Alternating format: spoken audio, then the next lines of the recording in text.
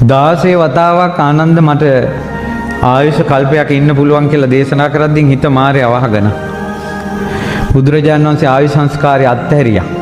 පොළොව කම්පා වුණා. ආනන්ද මහ තෙරුන්ට කියා හිටියා.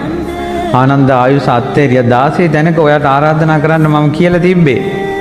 ආනන්ද ඔබ ආරාධනා කළේ නැහැ. බුදු කෙනෙක් ජීවත් වෙන දවසක් හරි මට ආරාධනා කරන්න බැරි වීම නිසා මග හැරුණා නේ කියලා හිතනකොට ඒ හදවත පැලුන්නේ නැත්තේ අටලෝ දහමක කම්පා නොවන නිසා.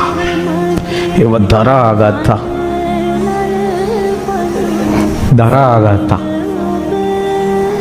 පිරිනිවන් වඩින ගමනේදී ආනන්ද මට කලන්තයි කියලා 25 පොලක බුදුරජාණන් වහන්සේ අසුන්වන තියෙනවා. එතකොට තමන්ගේ ජීවිතයේ දෙවෙනි තැනට දාලා උපස්ථාන කරපු බුදුරජාණන් වහන්සේ 25 පොලක අසුන් ගන්නකොට ඒවා දරාගෙන සිටීම ආනන්ද මහතෙරුන්ගේ ප්‍රාතිහාර්යය. ආනන්ද පිපාසිතෝම් හි ආනන්ද පානියං මේ ආහාර මට පිපාසයි ආනන්ද පැන් ටිකක් අරන් එන්න. පැන් ගන්න යනකොට බොර වෙලා වතුර. ඇත්තටම ලෝතුරා සම්බුදු කෙනෙකුට කොහොමද බොර වතුර දෙන්නේ? බුදුරජාණන් වහන්සේට පිපාසිත බව හැබෑව. කොහොමද මේ වතුර දෙන්නේ? බොරයි මඩ. අනේ ස්වාමීනි මොහොතක් ඉස්සරහට වඩිමු. ආනන්ද මට නම් ගොඩක් පැන් පිපාසයි. එතකොට බොර වතුරද දෙන්නේ බුදුරජාණන් වහන්සේගේ වචනේ දහන්නේ කියන දේන් බුද්ධ වචනේ ඉස්මතු වෙලා බොර වතුර පැත්තට පායස වුණා. පාත්‍රය අරන් යනකොට වතුර නිල් දිය කැටි වතුර. සමහර ගම්මානවලට යනකොට ගම්මානවල ලින් වහලා බමනවා බුදුරජාණන් වහන්සේ පැන් වළඳයි කියලා. බුදුරජාණන් වහන්සේට පැන් දෙන්න වෙයි කියලා වතුර ලින් වල වතුර වහනකොට පිදුරු දාලා ඒව දකින්නට දරාගත්තා.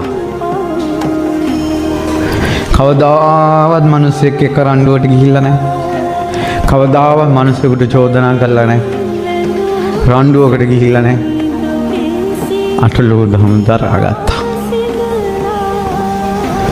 බුදුරජාණන් වහන්සේ ගස් දෙකක් අතර ඈත ගම්මානයක ඒත් කවුරුත් නැති ගම්මානයක පිරිනිවන් සැතපෙලා.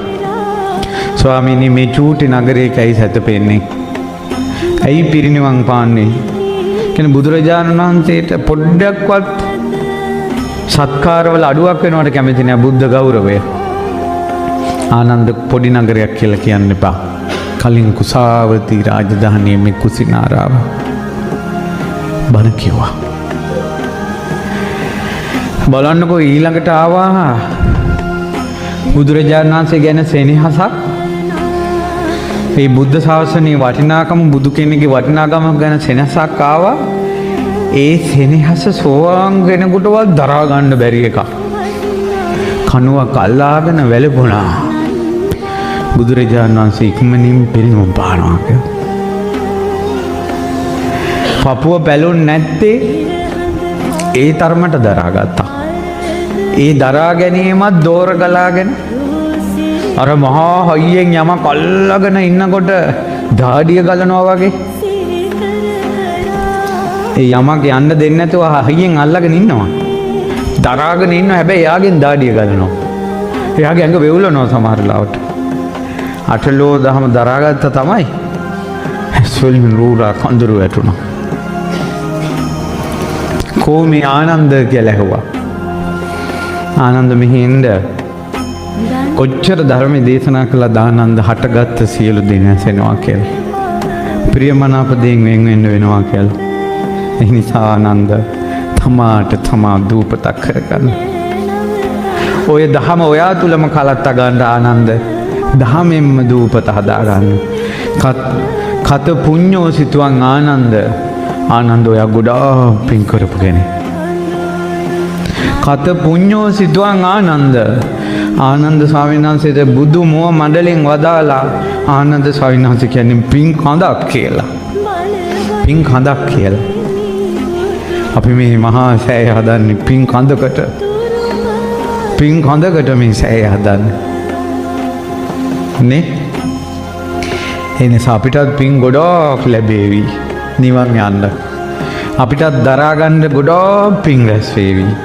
ආනන්ද මහතෙරුන් උපස්ථාන කරනකොට කිප්ප මේවා ආනන්ද ටික කලකින් ඔබ නිකලෙස් වෙනවා. ඉතින් බුදුරජාණන් වහන්සේ පිරිනොම් පෑවා. පිරිනොම් පෑවට පස්සේ මිහි මඩල සලිතවුණා. ආනන්ද ස්වාමීන් වහන්සේ පැත්තකට වෙලා ගොඩාක් දේවල් කල්පනා කළා. එළි වෙනකල් ලෝ දහම ගැන අනුරුද්ධ ස්වාමීන් වහන්සේ ආනන්ද ස්වාමීන් වහන්සේට තව කිව්වා. අටලෝ දහමට කම්පා නොවන බිත්ති ඇති ආනන්ද මහතෙරුන්ට බණ කිකියා කපරාරු ගැහුවා. ඒ බිත්තිය කපරාරු ගහපු බිත්තියේ හුණු මදිනවා වගේ බණ කිකියා හුණු මැන්දා. හුණු මැන්ද බිත්තියේ තින්ත ගානවා වගේ බණ කිකියා එළි වෙනකල් තින්ත ගෑවා. අටලෝ දහමින් කම්පා නොවන මැදුරා අනුරුද්ධ මහතෙරුන් ආනන්ද මහතෙරුන්ගේ හදවතේ හැදුවා. මිනිස්සු ධාතු බෙදා ගන්න කලබල කළාදී ආනන්ද මහතෙරුන් පැත්තකට වුණා. ඇයි ඉන්න කාලේ ටික කළා. ආදාහන පින්කමේ ආනන්ද මහතෙරුන් අයින් වෙලා හිටියේ. අටලෝ දහමම හිතුවා. සම්බුදු සිරුර අතුරුදහන් වෙච්ච එක ගැන හිතුවා. ධාතුන් වහන්සේලා බෙදා ගනිද්දි මැදට වැන්නේ නැහැ. ආනන්ද මහතෙරුන් අයින් වුණා. මහා කස්සප මහ රහතන් වහන්සේ තමයි ඔබ බැලුවේ. බුදුරජාණන් වහන්සේගේ සම්බුදු සිවුර චීවරය පාත්‍රයේ පපුවට තුරුල් කරගෙන පාගමෙන් වැඩියා. පාරේ ඉන්න මිනිස්සු අහනවා ඔබ වහන්සේ කලින් තනියෙන් වඩින්නේ නැහැ බුදුරජාණන් වහන්සේත් එක්ක වඩින්නේ කෝ බුදුරජාණන් වහන්සේ කියලා අහනකොට නිහඬව වැඩියා. පාත්‍රය තුරුල් කරගෙන ගන්ධ කුටියේ පාත්‍රයේ තියලා පරණ විදිහටම උපස්ථාන කළා. සංඝයා ආනන්ද තෙරුන්ට චෝදනා කළා. ආනන්ද තවම සංසාරය යන ඔයා ගාව සංසාර ගඳයි කියලා. භාවනා කළ අරහත්ත්වයටපත් වුණා.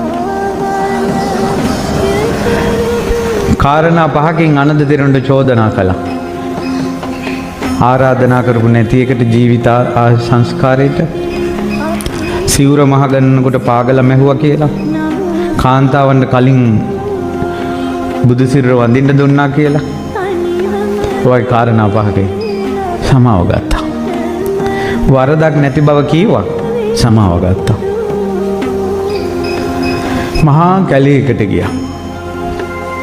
තනියෙන් භාවනා කරනවා. බලන්නකෝ අටලෝ දහව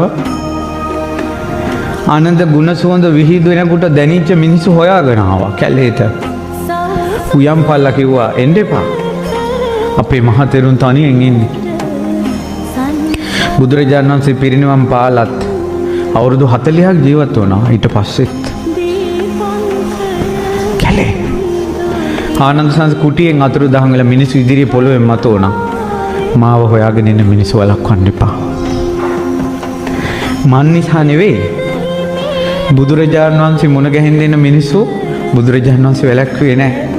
මේ ආනන්ද කොහොමද මිනිස්සු වළක්වන්නේ? එන්න දෙන්න. මේ මිනිස්සුන්ට බණ කිව්වා. ගංගානම් ගඟ මුදුනේ ආකාශේ මිනිස්සු ධාතුන් වහන්සේලා වෙනුවෙන්වත් රණ්ඩු වෙන්න එපා කියලා. ආකාශේ පිරිනවම් පාලා දෙපැත්තට ධාතුන් වහන්සේලා බෙදලා ගියා.